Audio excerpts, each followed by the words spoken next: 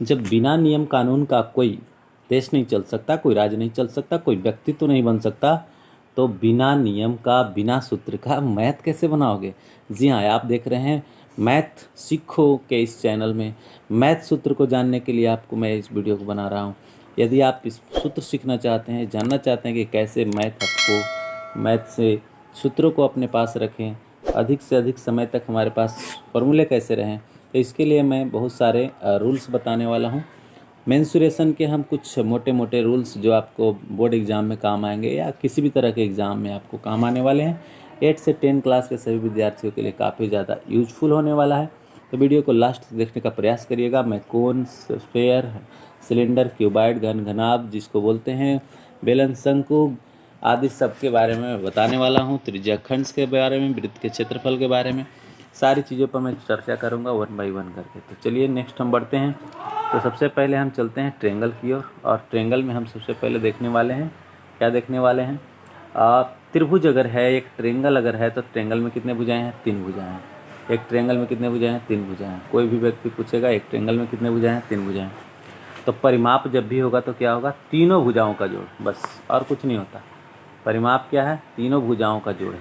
तो चाहे कोई भी त्रिभुज रहे, बस कुछ करना नहीं है भाई, तीनों भुजा का ये भुजा, ये भुजा, ये भुजा जोड़ दो, बस हो गया। और देखिए जैसा कि यहाँ पर लिखा हुआ है BHK यहाँ नाम दिया हुआ था, तो BHK ही यहाँ पर भी लिखा गया है। इसके बाद अब क्षेत्रफल की बात आती है कि त्रिभुज का क्षेत्रफल क्या होगा। तो अगर ये समकोण त्रिभुज है, एक समकोण त्रिभुज है, तो समकोण त्रिभुज का क्षेत्रफल क्या होता है, इसको आधार मानते हैं, इसको ऊंचाई मानते हैं, ठीक है। तो 1/2 गुने आधार गुने ऊंचाई, वही B गुने H लिखा हुआ है, 1/2 गुने आधार गुने ऊंचाई। उसी को आप कह सकते हैं 1/2 गुने आधार गुने संगत शीर्षलम, या 1/2 गुने B गुने H वर्ग इकाई। क्लियर हो रहा है, स्पष्ट है। ये देखिए आधार हो गया, ये शीर्षलम हो गया। तो इस केस में ऐसे हम सूत्र को बता सकते हैं, देख सकते हैं, जानकारी रख सकते हैं। फिर आगे नेक्स्ट देख सकते हैं आप। नेक्स्ट हम देखने वाले हैं हीरोन सूत्र का। हीरोन सूत्र का कब यूज करता है फ्रेंड, जब हमारे पास एक ऐसा त्रिभुज हो जिसके तीनों भुजाएं डिफरेंट हो ना, डिफरेंट साइड्स अगर होंगे, तीनों के तीनों साइड्स, अगर किसी ट्रेंगल के तीनों साइड्स डिफरेंट हो, तीनों साइड्स ही अलग हो, भिन्न हो, तो उसके लिए हीरोन सूत्र का प्रयोग किया जाता है, क्योंकि उसके अलावे और कोई निकाल नहीं सकता। तो उसके लिए क्या किया जाता है, 9वीं क्लास का आप यदि स्टूडेंट हैं तो 9वीं क्लास में आप देखे होंगे कि तीनों के तीनों अगर डिफरेंट साइड है, तो डिफरेंट साइड्स के लिए हम हीरोन सूत्र का प्रयोग करते हैं, जिसमें सबसे पहले जो तीनों साइड्स होता है उसका नामाकरण को सीखा जाता है। तो चलिए हम पहले आपको नामाकरण सिखाते हैं कि कैसे नाम दिया जाता है ट्रेंगल्स का, और हम उसको समझते हैं। फिर देखिए जैसे ये एक ट्रेंगल है, तो इस ट्रेंगल में कौन कौन सा नाम दिया हुआ देख रहे हैं। एक ट्रेंगल का एक शीर्ष A है, एक शीर्ष B है, तीसरा शीर्ष C है, ठीक है, या वर्टेक्स कह सकते हैं। तो जो A है उसके सामने वाला जो साइड है, ये वाला साइड सामने का है, तो ये वाला साइड को हम A कहते हैं, ठीक है। अब फिर नेक्स्ट होगा, जैसे मान लीजिए कि A वाला C है, तो C के सामने वाला जो साइड होगा वो स्मॉल c यानी लेंथ C कहलाता है, यानी कि इस भुजा की लंबाई क्या होगा, स्मॉल c से डिनोट करेंगे। फिर उसी तरह से इस B के सामने का जो साइड है ये वाला है, तो इसको स्मॉल b से लेंथ B को घोषणा करते हैं या बताते हैं, जानकारी लेते हैं। तो उसी प्रकार से सबसे पहले जब हम हीरोन सूत्र करने चलते हैं तो अर्ध परिमाप निकाली जाती है, जो कि S के नाम से जानी जाती है। S बराबर होता क्या है कि ये जो लेंथ A है, लेंथ B है, लेंथ C है, तीनों को ऐड करते हैं और बाई 2 कर देते हैं, तो इससे क्या निकल जाता है, S निकल जाता है। इसके बाद त्रिभुज का क्षेत्रफल जो बताया गया है S into S minus A, S minus B, S minus C, और बड़ा ही सिंपल है, आप रूट डाल दो, S लिख दो, और इसके बाद क्या है S माइनस A, चूँकि 3 गो तो है ही लेंथ, फिर S माइनस B कर दो, फिर S माइनस C कर दो, और महा आसान तरीके से इसको फाइंड आउट कर लो। क्लियर है। फिर इसके बाद एक नोट पॉइंट देखिए, यहाँ पर बहुत ही महत्वपूर्ण लिखा हुआ है कि किसी भी तरह के त्रिभुज का क्षेत्रफल हीरोन सूत्र के प्रयोग करके ज्ञात कर सकते हैं। इसका मतलब ये हुआ कि समकोण त्रिभुज का भी ला सकते हैं, समबाहु त्रिभुज का भी ला सकते हैं। ये अगर इंटरेस्टिंग बात आपको नहीं पता होगा तो वीडियो को ज़रूर लाइक करिएगा। हाँ, आगे देखिए, समांतर क्या बोलते हैं, किसी भी त्रिभुज के लिए, तो मतलब क्या हुआ, समबाहु त्रिभुज के लिए, समद्विबाहु त्रिभुज के लिए, समकोण त्रिभुज के लिए। फिर से समकोण त्रिभुज के लिए भी हो सकता है, समबाहु त्रिभुज जिसमें कि तीनों भुजाएं बराबर होती है, जिसका सूत्र क्या होता है, √3/4 गुने भुजा स्क्वायर ऐसे करके होता है। और समद्विबाहु त्रिभुज जिसका सूत्र होता है 1/4 गुने B into root under 4a² minus b²। तो ऐसे करके सूत्र होता है उसमें। तो इन सबको अगर नहीं भी जानते हैं तो हीरोन सूत्र का लगाइए और एक ही सूत्र से सबको पाइए, इसलिए इसका नाम पड़ा है हीरो। क्या पड़ा है? हीरो। हीरो सूत्र, सूत्रों का हीरो है। क्या है? सूत्रों का हीरो है। चलो नेक्स्ट देखते हैं। समांतर चतुर्भुज के क्षेत्रफल की बात की जा रही है, तो देखिए भाई इसका एक नए तरीके से समझिएगा। समांतर चतुर्भुज होता क्या है? तो समांतर चतुर्भुज में क्या होता है, सबसे बड़ी इंटरेस्टिंग चीज़ होती है कि समांतर चतुर्भुज का एक भुजा ये और नीचे वाला भुजा ये दोनों ही समांतर होता है। फिर इधर से खींचा गया जो साइड्स होता है ये भी समांतर होता है, इसीलिए इसका नाम पड़ा है समांतर चतुर्भुज। क्लियर है? और समांतर चतुर्भुज में ए वाला देख रहे हैं साइड्स, ए वाला देख रहे हैं समांतर हुआ, फिर ए वाला साइड क्या हुआ? समांतर हुआ। ठीक है, तो अब क्या किया जाता है कि इस शीर्ष से हम एक अल्टीट्यूड डाल देते हैं नीचे वाले पर, यानी लंब डाल देते हैं। तो लंब किस पे डाल देते हैं? नीचे वाले पे। तो नीचे वाले को हम आधार कह लेते हैं और इसको संगत ऊंचाई कह लेते हैं या शीर्ष लंब कह लेते हैं। क्लियर हो रहा है? तो अब क्या कर सकते हैं कि ये आधार हो गया, इस शीर्ष लंब हुआ, तो हम क्या लिखते हैं? आधार गुणे संगत शीर्ष लंब, जिसको का नाम दिया ए बी। ए बी कौन हुआ? दिस इज ए बी और गुणे D E. A D E है, ए बी तो नीचे वाला साइड हो गया। क्लियर है? तो समांतर चतुर्भुज के क्षेत्रफल आप देख चुके और ये समझा भी चुका आपको। अब चलिए एक बहुत ही इंटरेस्टिंग चीज़ दिखा रहा हूँ, घन घनाभ। चलिए घन घनाभ में घुसते हैं भाई। और घन घनाभ में क्या देखने को मिल रहा है हमें? घन और घनाभ, ये एक प्रकार का ठोस है। और ठोस है तो उसमें क्या क्या चाहिए आपको? वॉल्यूम निकलेगा, सरफेस एरिया निकलेगा, है ना। और क्या निकलता है? डायगोनल्स निकलता है ना। घन घनाभ में जब जाते हैं तो घन घनाभ में एक और चीज़ बढ़ जाती है, वॉल्यूम यानी आयतन, और सरफेस एरिया माने पृष्ठ क्षेत्रफल के अलावे एक डायगोनल्स निकाली जाती है जो क्रॉस में निकाला जाता है। ठीक है, तो आइए देखते हैं एक एक करके समझने का प्रयास। ठोस क्या होता है? आधारभूत आकृतियां हैं, घनाभ, घन, शंकु, बेलन, गोला, इन सबको हम क्या कहते हैं? ठोस कहते हैं, जिसका आकार एवं माप साइज निश्चित होती है, ठोस वस्तु कहलाती है। ऐसे हम ठोस मतलब एक तरह से ठोस पदार्थ समझ लीजिए, ऐसे हम केमिस्ट्री में पढ़े होंगे आप लोग। चलिए अब घनाभ के बारे में बात करते हैं। तो जिनका फलक क्या होता है? आयताकार होता है। फलक मतलब सतह, जैसे एक सलाई ले लो और सलाई के सतह को ज़रा सा ऑब्जर्व करो तो कैसा लगेगा? आयताकार लगेगा। नीचे भी आयताकार, साइड में भी जो जिसको ठेल करके निकालते हो वो कैसा है? तो वो भी आयताकार है, और जिधर क्यों निकला वो भी आयताकार है। यानी कि कुल मिला करके 6 सतह और 6 के 6 सतह आयताकार ही होते हैं। ओके, अब नेक्स्ट बातें समझने का प्रयास करते हैं कि आयतन क्या होता है। तो घनाभ का आयतन LBH होता है। हमेशा याद रखना दोस्त, LBH लंबाई गुने चौड़ाई गुने ऊंचाई। बहुत आसान है इसको याद रखना। और इसके बाद चलो हम पृष्ठीय क्षेत्रफल को आज टिक देते हैं, लाइफ टाइम याद रहेगा, फिर कभी भूलोगे नहीं। एक जगह L लिख लो, एक जगह B लिख लो और एक जगह H लिख लो। क्या करना है? इससे इसमें मल्टीप्लाई कर देना तो हो गया LB। क्या हो गया भाई? LB। इसके बाद क्या हो जाएगा? B गुने H, तो क्या हो जाएगा? प्लस में BH। और इसके बाद इससे इसमें कर दो तो क्या हो जाएगा? LH। सही है। और 2 से इधर गुना कर देना। क्यों 2 से गुना कर देंगे? क्योंकि 6 सतह होते हैं, 6 फलक होते हैं। तो जब सलाई के 6 फलक है, 6 के 6 आयताकार है, तो L गुने B करेंगे तो एक सतह का निकलेगा, और जब 2 से गुना कर देंगे तो दोनों का विपरीत सतह का निकल जाएगा, यानी जो कि दोनों सेम एरिया रहेगा। इसीलिए 2 2 2 सब में लगा रहता है, तो 2 कॉमन निकाल करके ये सूत्र लिखा जाता है। चलिए ओके, फिर नेक्स्ट देखिए विकर्ण की लंबाई के लिए। अरे विकर्ण की लंबाई के लिए तो एक जादू दूंगा आपको। देखो भाई विकर्ण 3 ही को निकाला जाता है। किसका? घन का, घनाभ का, आयत का। ठीक है, आयत का निकलता है। तो घन का आयत विकर्ण निकालने के लिए क्या किया जाता है? भुजा √3। ठीक है, भुजा √3। घनाभ का निकालते हैं तो क्या करते हैं? चूँकि LBH अलग अलग होता है इसलिए रूट का अंदर L², फिर क्या B², फिर क्या H², जैसा कि यहाँ ऑलरेडी लिखा हुआ भी है ना।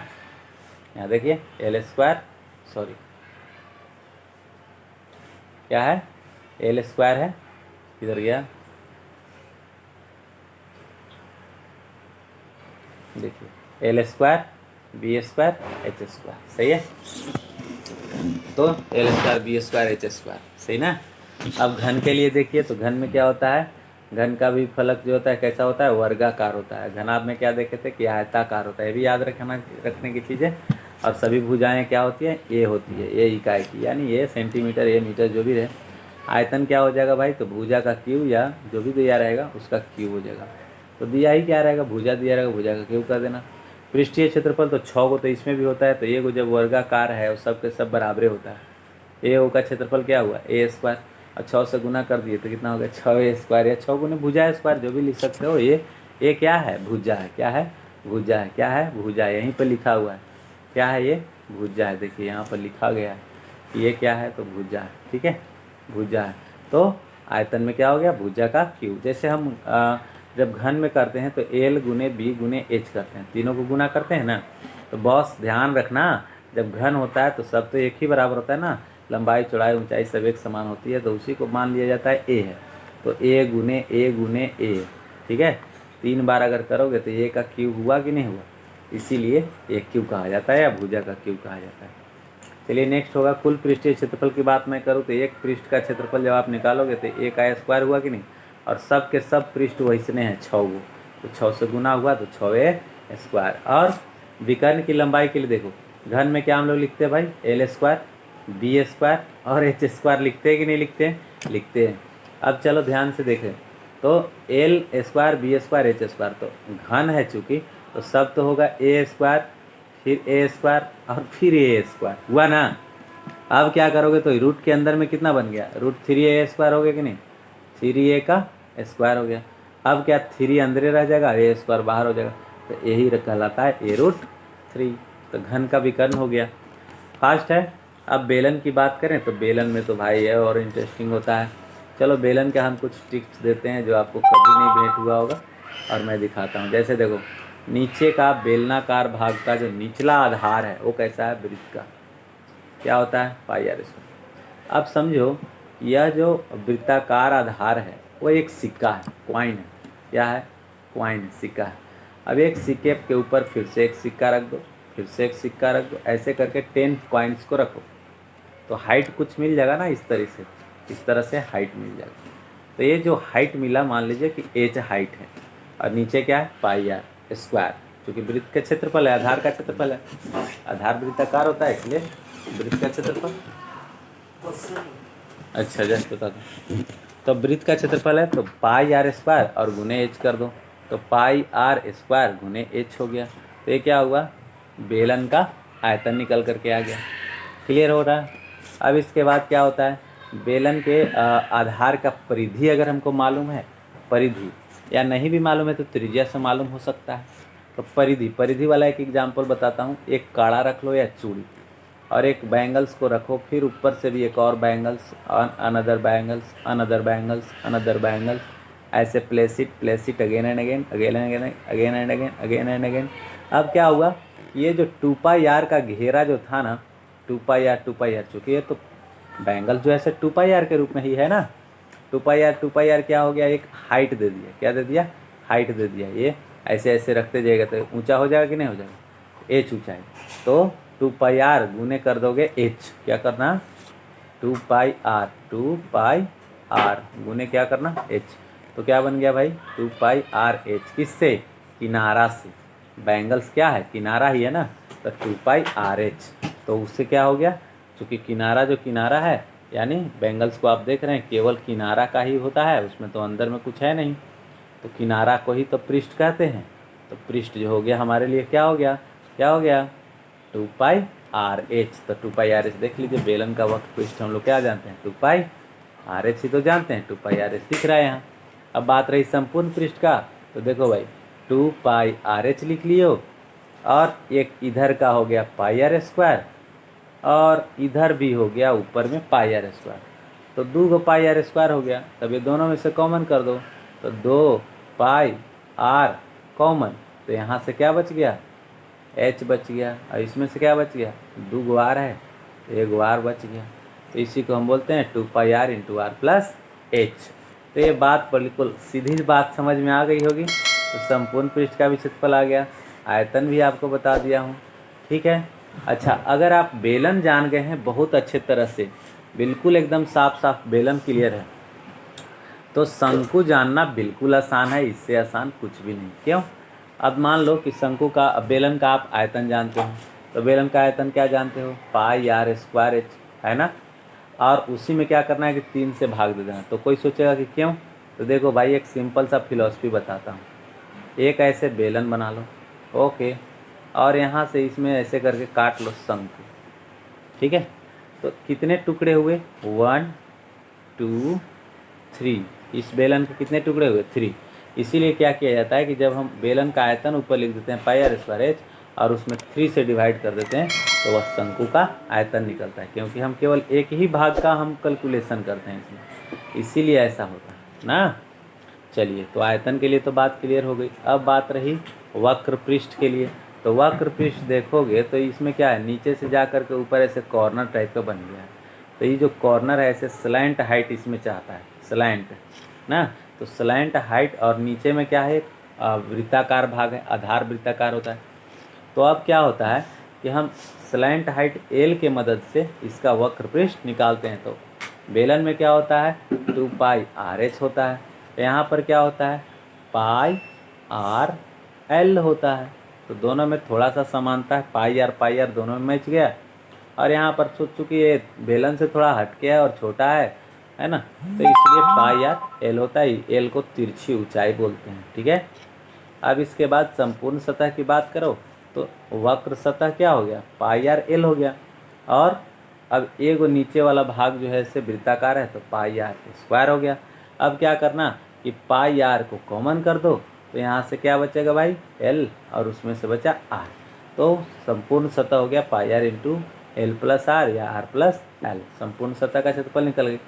तो इस प्रकार से हमने शंकु का भी आयतन जाना, वक्र पृष्ठ जाना, संपूर्ण पृष्ठ जाना। तो वीडियो को हम आज के लिए यहीं पर एंड करते हैं, पॉज करते हैं। नेक्स्ट वीडियो जो मैं फार्मूला से ही रफ संबंधित बनाऊंगा पार्ट 2 होगा, और उस पार्ट 2 में हम लगभग पार्ट 2 वाले में और भी जो फार्मूले बच गए, जैसे आपको क्या बच गया, वृत्त संबंधित टोटल बच गया है, और इसके अलावा क्या बच गया, गोला बच गया पूरा। तो गोला को हम कवर करेंगे और वृत्त को कवर करेंगे। इसके अलावा और भी जो चतुर्भुज के पार्ट्स बचे हैं उसको कवर करेंगे। मतलब जो भी इसमें नहीं हुआ है उसको हम उसमें कवर करेंगे। वीडियो बहुत लंबा बन जाएगा, इसलिए आप देख नहीं पाओगे।